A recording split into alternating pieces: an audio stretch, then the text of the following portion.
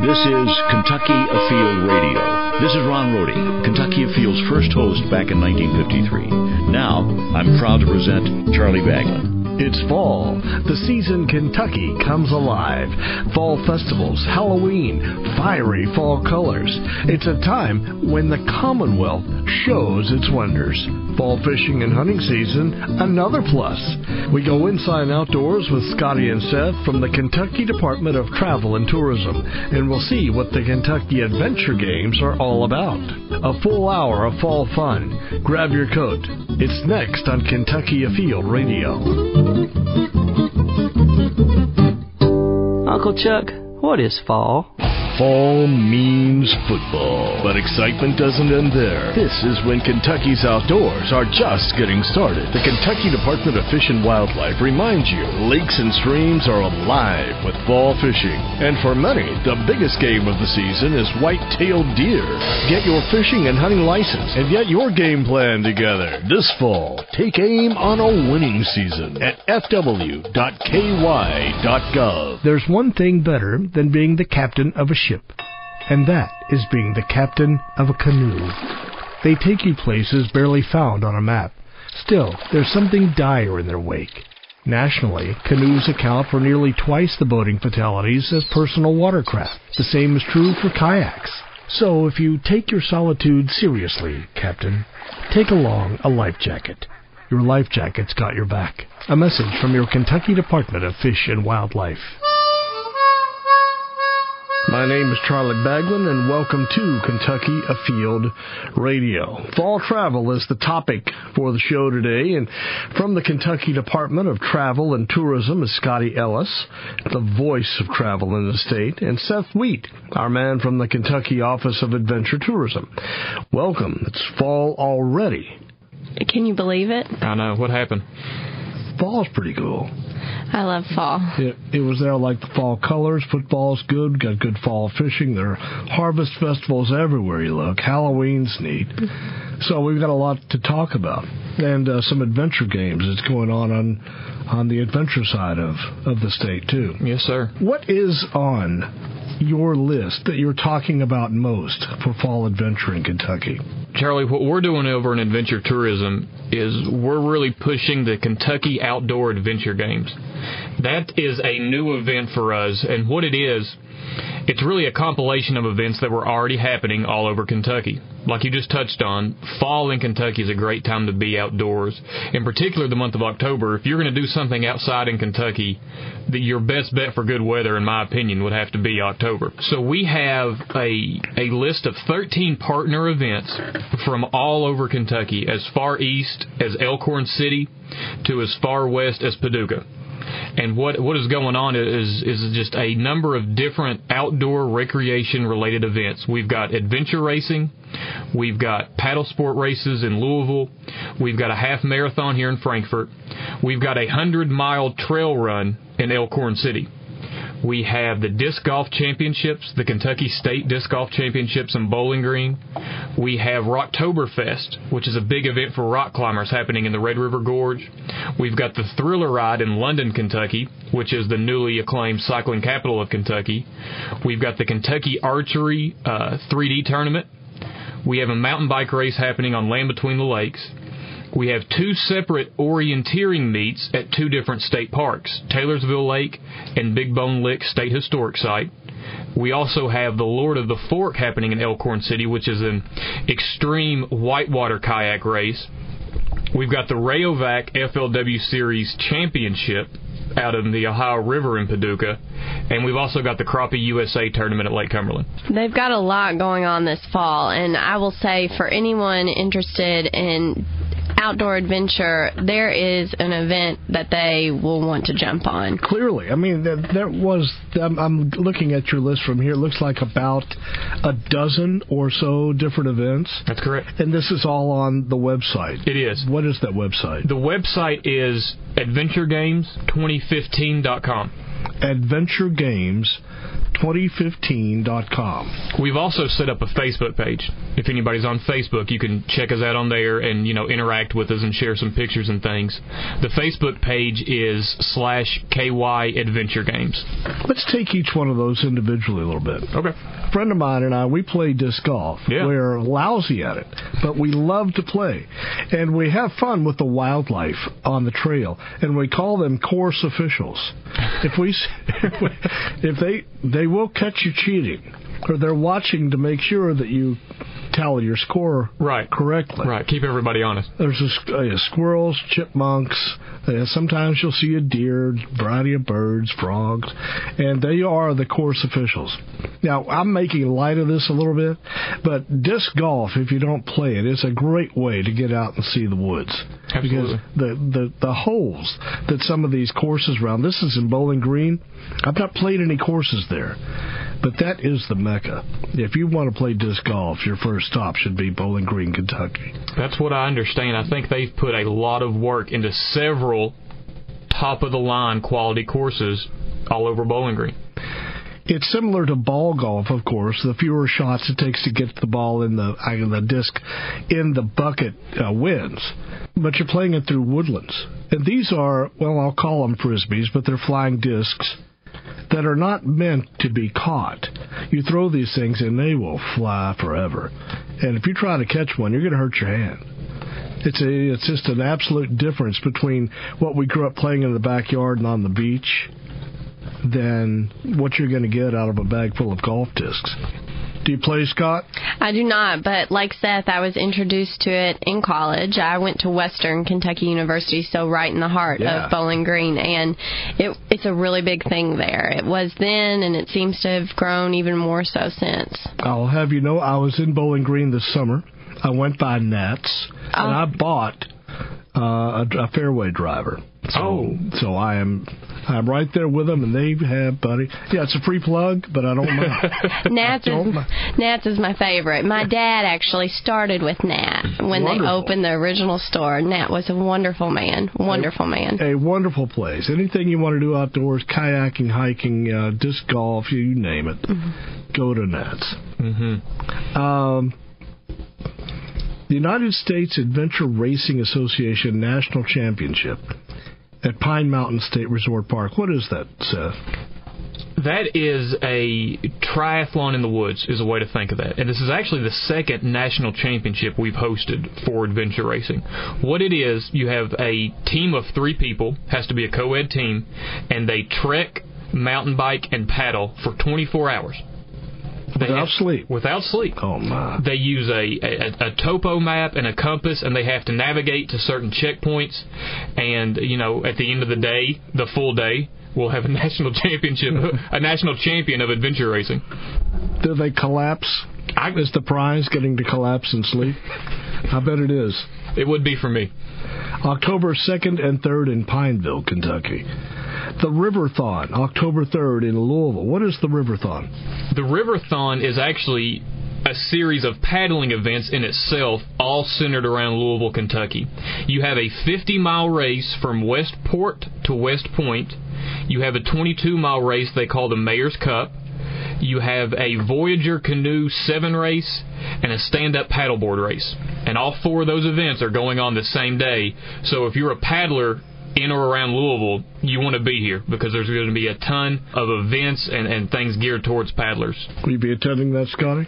I might. Louisvillian that you are. I know, and so I've got my eyes on the Rocktoberfest. That's a favorite one of mine out at Red River Gorge for climbers. So that's the following weekend. It is, yes. Is there a race from bottom to top, or how's that work? I am into bouldering, which, you don't use the harness. It's more of a free range, and the challenge is to get through the different outlined of courses, like challenges and how to reach that final destination point. Rocktoberfest, will you be there, Seth? I'm making plans to be there. We've got so many of these things going on. We're going to have to split up our time and see who we can go see and when we can go.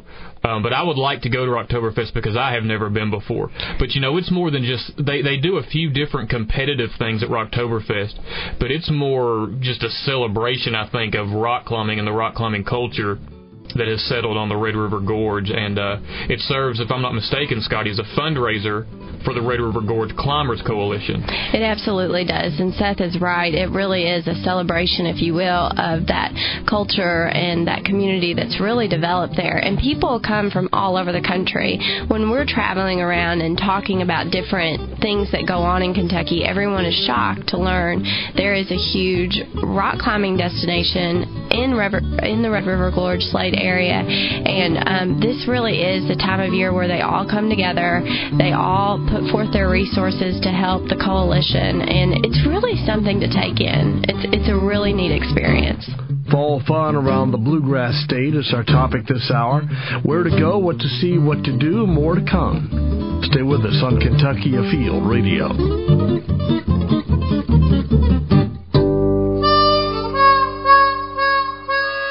Bagman back on Kentucky Afield Radio. We're back with our show with Scotty Ellis and Seth Wheat from the Kentucky Department of Travel and Tourism, talking about opportunities for this fall in our state. One, I see on your list from here, Seth, the History Half Marathon. The Kentucky History Center, located in downtown Frankfort, sponsors this half marathon event. It travels, as you can imagine, a half marathon would, all over Frankfort, and I'm not sure what year it is for it. I believe it's the third or fourth year they've done it, and they've gotten a really good turnout every year they've done it. The course has been very well received, and they've got a great social media page themselves. If you look for the History Half Marathon on Facebook, and you can see what's gone on in years past and what to expect this year. Talking about the Kentucky Adventure Games coming up for 2015. The Cloud Splitter 100, also going on that first weekend of October 3 and 4, Elkhorn City, Pine Mountain State Scenic Trail. So that's a run. That's a real serious way up in the run. Air. It's way up in the air. It's really far. It is a new event. This will only be their second year. And so, Scotty, I don't know if you're interested in running 100 miles on Pine Mountain Trail, but I think it got a really good reception last year. So this is a 100-mile race. Mm-hmm. I have some friends in Louisville. There's a really great running community, and there are some very skilled and dedicated athletes that do these races, and I'm telling you, they have no fat on their body. This is what they train for all year round, almost like a job, because it really does. It's not for someone who thinks I'm going to just go out and do a quick little run, or even for me as a marathon runner. It's very different. It's a challenge all in itself, but it's wonderful even just to go and wait at the finish line and watch these people come across. It's kind of exhilarating in a way. 100 miles, though. That's a ways. You have a marathon that's only 26 miles, and that seems like that's enough to do anybody in. That's a big undertaking on your body. And on top of that, we think about these runs being on pavement, like a regular race that most of us are familiar with. This is on a trail. That's a whole nother level. And like Seth said, it's the altitude and everything else that you have to take into consideration. So there definitely are rest stops. But it is amazing to see these people tackle it. When you see one of these runners, that is an athlete.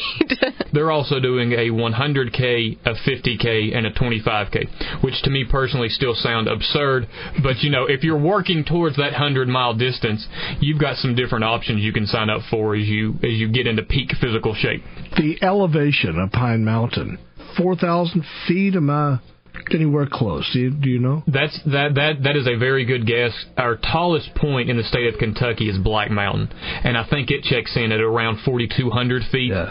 And that Pine Mountain crest runs that same vicinity as Black Mountain, runs up and down our border with the state of Virginia, and they're all up there around 4,000 feet. I think that's a very good guess. So the air is starting to get thinner up there. Mm-hmm. Yeah, so that'll take its toll on you. Oh, yeah. Well, that sounds fun. The Cloud Splitter 100. Check that out at AdventureGames2015.com. Elsewhere on your list, I see what's called a thriller ride. Explain that.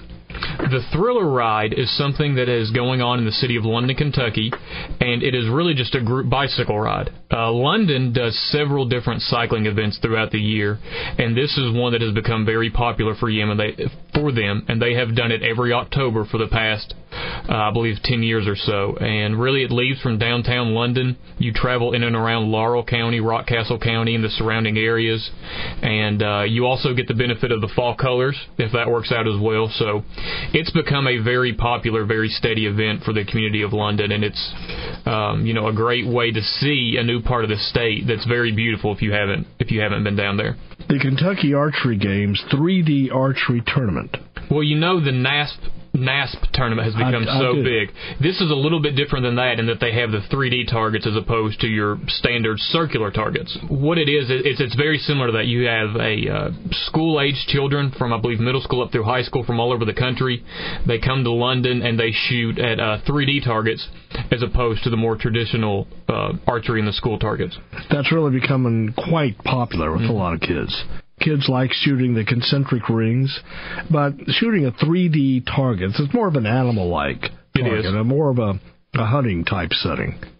It's more real life, another way to put that. Absolutely. Because you have unknown distances and such as that. Sure. Yeah, so that's going on in London, Kentucky, October 17th. In London.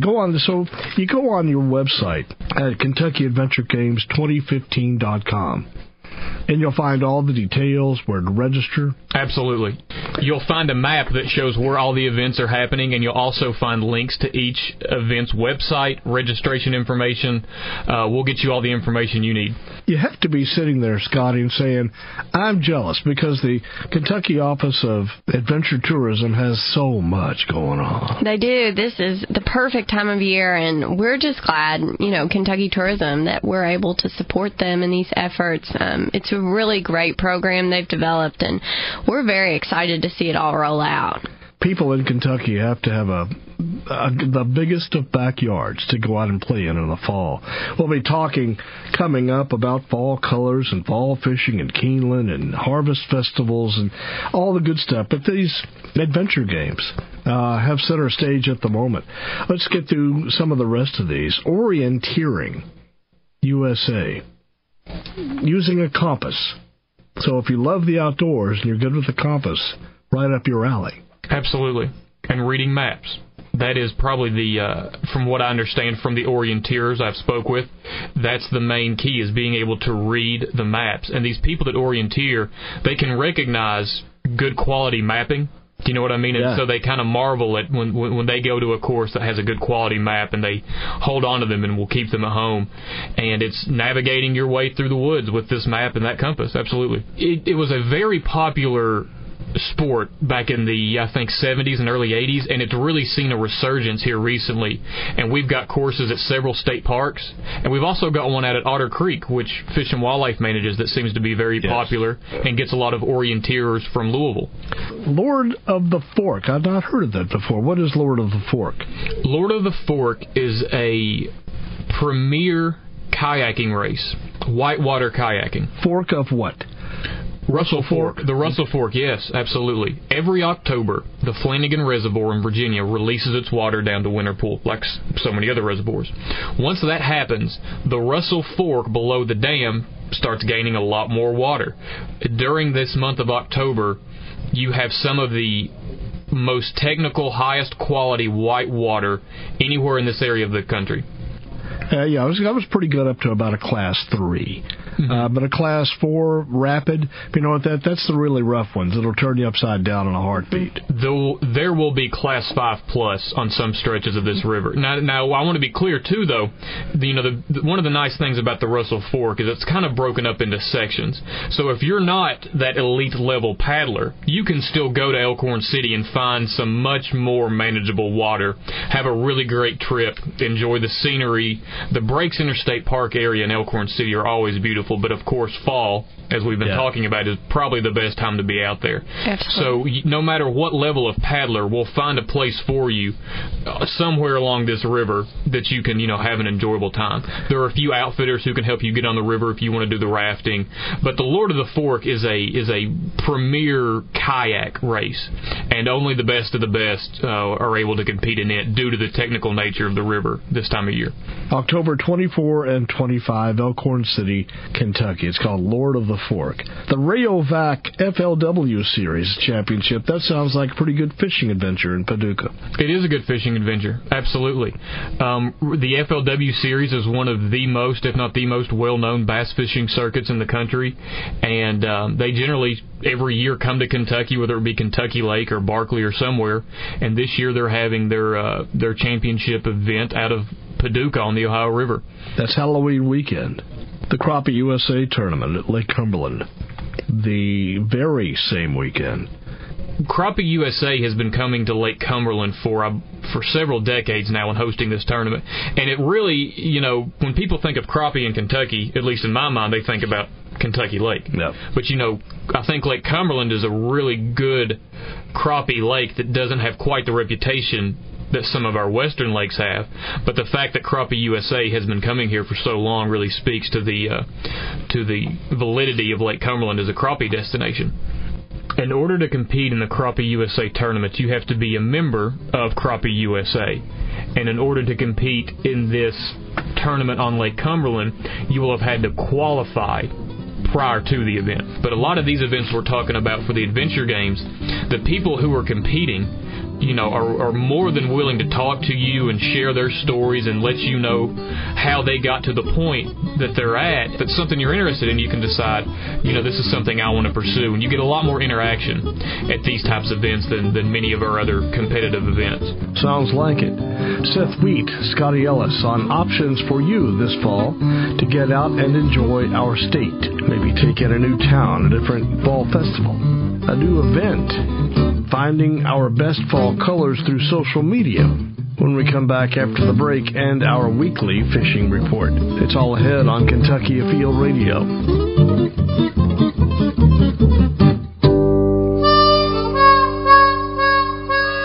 Bagman back on Kentucky Afield Radio. If you would like to hear this show again or something about it you liked, you wanted to email the link to a buddy or maybe share it on Facebook, just go to Facebook and just search Kentucky Afield Radio. 3 other places, byhuntingandfishing.com. We're an iTunes podcast, so you'll find us there. And on YouTube, you'll find us. Just search Kentucky Afield Radio. More fall travels just ahead. First up, our fishing report. Hi, this is Eric Cummins with your Southwest Kentucky Fishing Report. Barren River Lake, the bluegill bite is still good with crickets, wax worms, and other live bait. Some bass are now available shallow in 6 to 8 foot of water, chasing shad in the backs of coves. Crappie have been fair around brush in about 10 to 12 foot of water. Green River Lake bass bite is still best on the main lake points and drops with jigs and worms. However, some action in the upper ends of Robinson and Green River Arms and the upper ends of Feeder Creeks is turning on with shallow crankbaits and swim baits in the cooler water there. On the Cumberland River, trout have been good with spinners and small crankbaits throughout the river. Striper action has been fair in the mid to lower sections around Burksville. As always, good luck and good fishing. Be sure your life jacket's got your back. This is Kevin Fry with your Eastern Area Fisheries Report. A lot of good crappie fishing coming from area lakes right now, with the upper lake areas having a while to go through turnover. Fish are shallower now and active around 6 foot or slightly deeper. Tube jigs and minnows effective as lures. The Dewey, Carr, and Fish Trap lakes are having good success with the crappie. Smallmouth bass and catfish anglers doing very well in the area streams.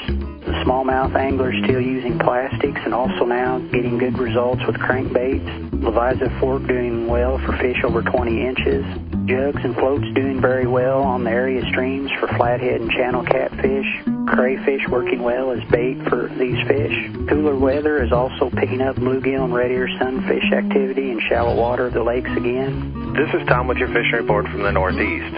Up on Cave Run Lake, the drawdown to winter pool has begun and temps are running in the 70s. Bass are slow, with the lake being drawn down, and the fish are holding a little bit deeper. Find the depth the fish are holding at and crank those depths. Fish around structure and brush piles. Crappie have similarly slowed back a little bit. Brush pile jumping is still working on the main lake, but has slowed down, and most fish have shifted up the river, so that's where folks have been fishing at the most. Muskie have also tapered back a little bit with the drawdown. Grayson Lake bass are starting to pick up. Anglers are catching them early on topwater and on crankbaits later in the day. The hybrid bite is picking up on Grayson as well. Anglers are fishing crankbaits, trolling over the old river channels and picking up a few. If you can find the schools of them, you'll have a blast up there. And that should do it for us this week. Wherever you go, good luck and stay safe. Kentucky Afield Radio. Halloween enters the picture this half hour. After the break. I'm on to him, Kate. If he says 10, he's lying. You poor thing. It's mostly about fishing. He caught 10 fish in 10 minutes, or it weighed 10 pounds, like right. Well, what about when he says you're a perfect 10? Did I say it's mostly about fishing? Your Kentucky Department of Fish and Wildlife reminds you, fishing's not about math. It's about fun. And fudging a little if you need to. Kentucky Fishing. Be honest. It'll make a liar out of you. By the time you're 20, you have a good knowledge of the course you're taking in life. I'm glad I do. This year, Kentucky Nature license plates turn 20 as well.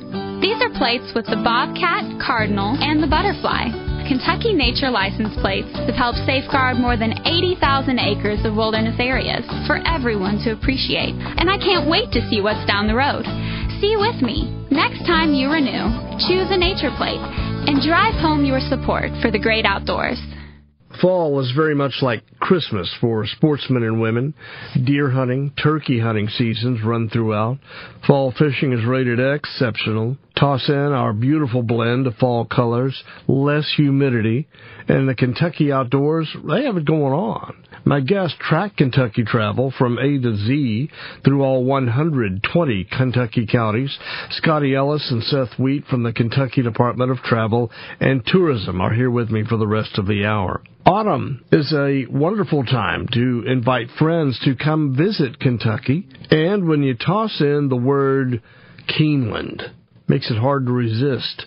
Keeneland goes from October 2nd through the 24th this year, but then that last weekend of the 31st in October, Keeneland is home to Breeders' Cup, which is the first time Keeneland has ever hosted an event of this magnitude, and it's very exciting, and it'll be great to have all of these people from the horse industry in Lexington at Keeneland. It's such a beautiful time of year. Now, the good thing about Keeneland is, even if you don't make it out for a race, the grounds are open. So a lot of people like to go stroll around in the mornings. It's a beautiful place to see all the fall foliage, fall colors. It's a beautiful place to walk around in the mornings and see all the fall colors really come to life, the beautiful setting, and then, of course, you can always have breakfast in the track kitchen there. Yeah. That's what I was about to say. Breakfast? Go grab breakfast at the track kitchen. Oh, my gosh, it's so good, and it's such an experience. I mean, it is... Quite honestly, it's one of the top things I always say you have to do if you're in Kentucky, and if you're a local and you haven't done it yet, you need to take advantage of it. If you're in the bluegrass area, and let's say you're going to go to a football game at the University of Kentucky, then a lot of times people will try to time, how can I go to Keeneland and then do football, or vice versa? So you get a little tailgating either place you go. Fall colors in Kentucky. There was a time when the Kentucky Department of Travel and Tourism had a color fall map on the website. Do you still do that? How do people know now? Well, you know, with the way times are changing, we used to have spotters all across the state who would spot and document the fall colors. And now with social media, it's great because you can have that immediate access to the colors. And so what we're really recommending people do is if you walk outside and you see gorgeous colors just coming to life outside of your backyard or along the roadways, stop, take a photo, upload it on Facebook or Instagram or Twitter, and use our hashtag TravelKY. And I think the greatest thing about that is you're helping support the state, bring in visitors and showcase those beautiful colors and what we have to offer. And that in turn, you know, helps our economy and helps bring people in. So speaking of that, the price of gasoline has been pretty cheap for the last year, you know, comparatively. Has that helped or hurt the Kentucky economy, do you think? Are more people traveling around our state, or are they going on to Florida or wherever? Actually, we have seen significant increase in numbers of visitors this past year, and we do think that the gas prices have played a role in that because we're a major drive state. A lot of travelers come in for a long weekend. We're the perfect long weekend getaway, especially with cabins and our state parks and all of those offerings. When driving is the main source of getting here and gas prices go down, it really helps us play a role in bringing up the Kentucky economy. The best places to see fall colors in this state, where do you think? I'll ask the two of you. You're from Pikeville, I know. You're from Henderson. Mm-hmm. And you both travel the state thoroughly. Where do you think the best colors are? I guess I'll be biased and say Eastern Kentucky. Break Center State Park, which is in Pike County. Pine Mountain State Park down in Bell County. Anywhere along the Pine Mountain State Trail. The views down there are pretty tough to beat, I think. Cumberland Gap, that area. I agree with Seth. Pine Mountain is just an excellent place to go and spot those fall colors. But then, any of the state parks really offer a chance to go and have a fun time with your family, but then step outside and be introduced to those colors right there. And I think, my mom was the park manager of Audubon State Park. I grew up on park property. I remember driving through there every day and looking around and thinking, this is just gorgeous. And so I think you can find it all across the state, but Eastern Absolutely. Kentucky does have something special. I'd also heard the Bluegrass Parkway. Let's go down around Bardstown area. There's a stretch there of wilderness that is just breathtaking. It is breathtaking, and we'll find that a lot of people who drive through that area, they're doing the Bourbon Trail, and they're going from spot to spot, and we will get calls, and they say, I just had no idea that the main attraction was in between the spots. It really is gorgeous. And Bardstown in itself, even outside of that parkway area, they've been rated the most beautiful small town in America. So you kind of walk around that small town and get that feel, and then the colors pop in around the old historic buildings. It's a pretty neat town to visit during the fall. So you can use social media to report instantly where you're seeing the prettiest colors. Yes, and Kentucky Tourism, we're on Facebook, we're on Twitter, and then, of course, we're on Instagram, and the hashtag is TravelKY. And if you use that to coordinate with any of your photos, whether it be fall colors or any visit that you're taking to an attraction or when you're outdoors, you're just helping kind of populate those images to help bring visitors in. And fall fishing is a big thing around Kentucky. This is when fish start biting and fattening themselves up to make it through winter. And we have a lot of folks who will come in. 1 in 4 people in Kentucky either hold a hunting or fishing license. And if it's not spring fishing, then it's fall fishing. Now, you folks take a lot of calls from visitors saying, hey, I want to come to Kentucky. Maybe I live in Michigan or Illinois. Where's the best places? What kind of phone calls do you get? Well, I think I would break it down into 2 categories. We got people that know they want to come to Kentucky but don't know what they want to fish for. And then we have people who are looking for a specific species. They want to catch crappie. They want to catch muskie. They want to go bass fishing. So depending on what exactly they're looking for, will depend on where we recommend they go. And the great thing about Kentucky, if there's a freshwater fish they're after, we've probably got a place that they can, have a great chance at a great fishing experience. Working our way down the list, I had put here on my list elk viewing tours. If you like wildlife, we have elk. That's the largest mammal we have in the state. It's also a wild mammal.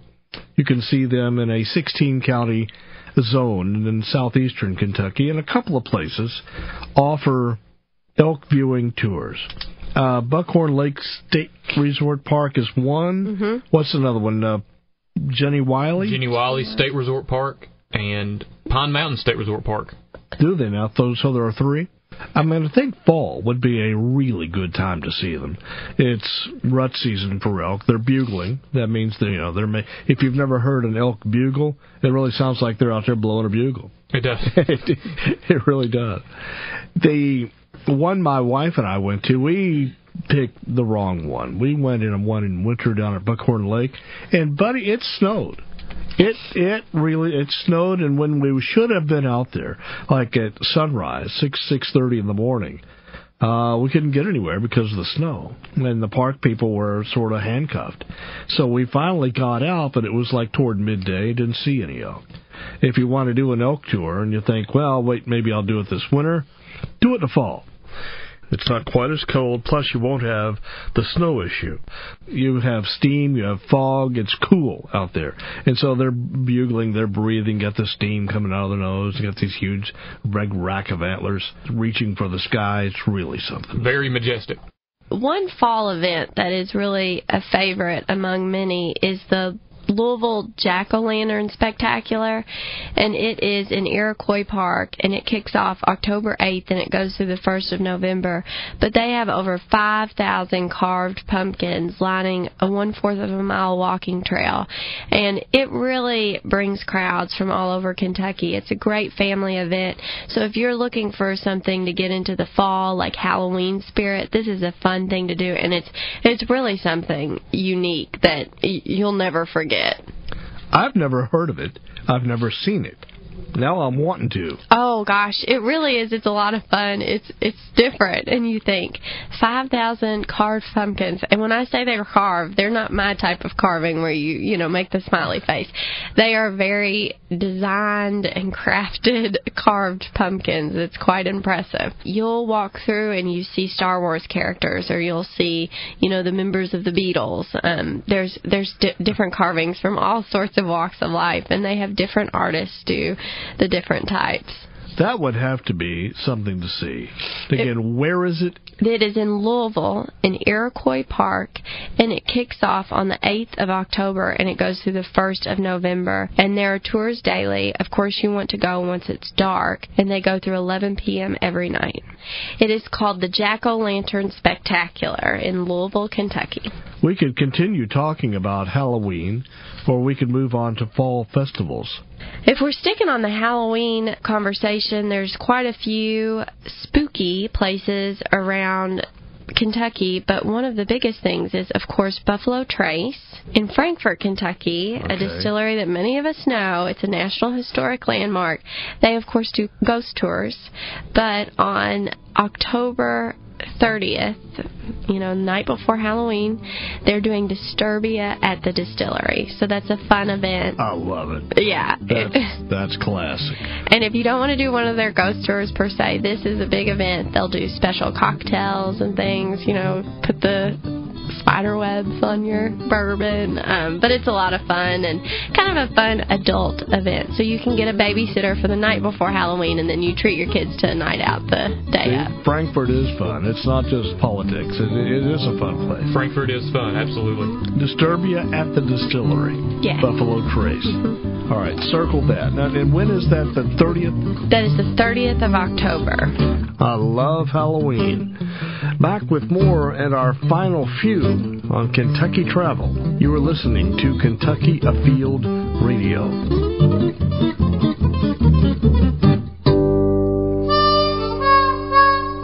This is Kentucky Afield Radio.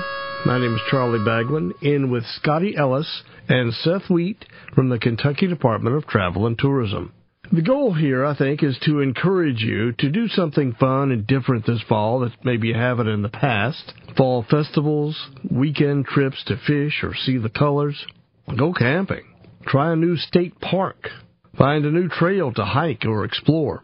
Halloween always has a lot to offer. Running down your list I've found on your web, the Tour of Terror in Corbin is on the 24th of October. Haunted Hayride, Prestonburg, that same day. Halloween Lights Drive-Thru in Richmond. Halloween Scarefest in Union, Kentucky. It's at Big Bone Lick. I bet every town has something. A lot of towns do, a lot of zoos, like Louisville has the big Boo Boo at the zoo. That's a fun event for families. And then there are fun things like Bardstown has, you can do a visit with the spirits of Wickland. And so a lot of little ghost story type events that go on throughout the state too.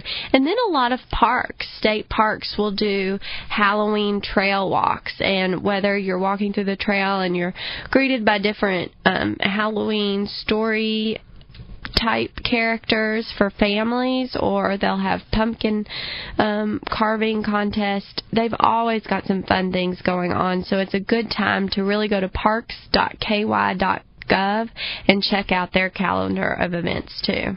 No matter where you are in Kentucky, likely either your local city, your county, or your nearby state park has got a Halloween event going on.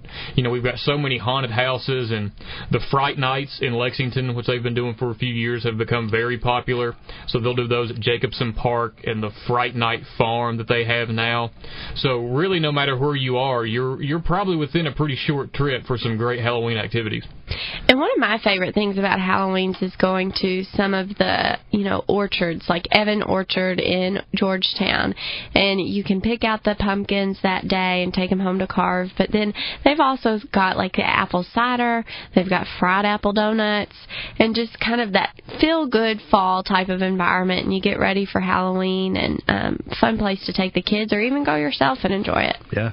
We have a lot to cover, not a whole lot of show left to do it in.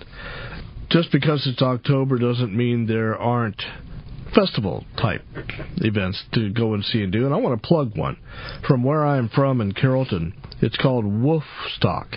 And this is going on October 3rd, General Butler State Resort Park. And it's all about a festival to honor dogs and people, bolstering the need for spay and neutering of your pet and finding them what they call forever homes, Furever. It's a great event. My dog is at her forever home. I adopted her. She's a rescue, and I love my dog. I can't imagine a life without her, and I found her at a local rescue mission. And I always look for events like this, and you just want to support people who are trying to help these animals, and you also want to educate about the importance of spay and neutering your animals. One thing I found interesting when browsing your website, Scotty and Seth, are dinner trains and train rides through the state. And there were like 3 or 4 of these, maybe more. Bardstown, Lexington, Big South Fork, and I'm sure there are a few.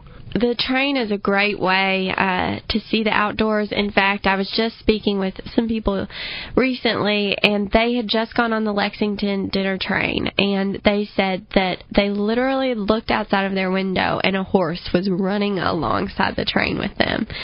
So it really is a unique experience. It's something that you don't get to do very often, and you kind of sit back and just enjoy the ride. And they have different types of ride options, whether you want to do a lunch or a dinner on the train. They also have special events, so if you're looking for something around Halloween, several of them do murder mysteries. But then a lot of them really do focus on just taking in the outdoors as you ride by, and the scenery is just gorgeous. One other thing I'd like to bring up is the Corvette Museum. They have recently reopened, and everything is back up to snuff, restored vehicles and the whole bit. They've really done a good job in the press of turning a disaster into something pretty sweet. So I would recommend. I've been pre-disaster, pre-sinkhole, but it's time now to go back and take a look. It really is. I of course, had been before the sinkhole. I went a few days after the sinkhole, got to see that. It was quite a view. And then I've been very recently and saw where, they've done all the work to make sure everything is safe. But the great thing is they've taken a lot of the cars that couldn't be fixed and they've turned it into a positive. Now they have an exhibit with those. And it's really neat to see, because I think many of us, when we were looking at the footage, and, it captured news worldwide, those cars looked like toy cars, and now when you're standing beside of them, it really shows you the impact that sinkhole had on what is a staple in Bowling Green. So it's a great time to visit there. They've got a lot of new exhibits in, and then of course the sinkhole exhibit where you can see those cars. mix a little geology in with your automotive interest. Are they also offering cave tours out of the... Now, this is a great time to go and visit, Mammoth Cave and the National Park System, because in 2016 they're celebrating the centennial, and it's going to be crowded, to say the least. I think a lot of traffic will be driven to these sites, and so this is really the time to take advantage before it hits that big mark, and make sure you get in to see it and kind of do your own celebration before the crowds hit. Well, Scotty, Seth, anything else before we close your show about fall travels? Well, I think we've covered everything I wanted to cover. Get outside. Enjoy it. Your adventure games, again, what's the address? www.adventuregames2015.com. And your address for that great search site? KentuckyTourism.com. Best search engine on the planet when you're looking for fun things to do. All right, neither one of you still. You pay attention when you drive, no texting? Absolutely. No texting. Very good. Thanks a million for being on. Thank you. Thanks, Charlie. Sounds like a good fall. Don't miss it. The Salado Wildlife Education Center, that's in Frankfort, the capital city. It's at the headquarters of the Kentucky Department of Fish and Wildlife. They are back again this year with their Halloween Walk with the Animals. It's going on Halloween afternoon before a fun night of trick-or-treating, so keep that in mind. This is Charlie Bagler inviting you to join us in a week, and we will go inside outdoors again, here on Kentucky Afield Radio.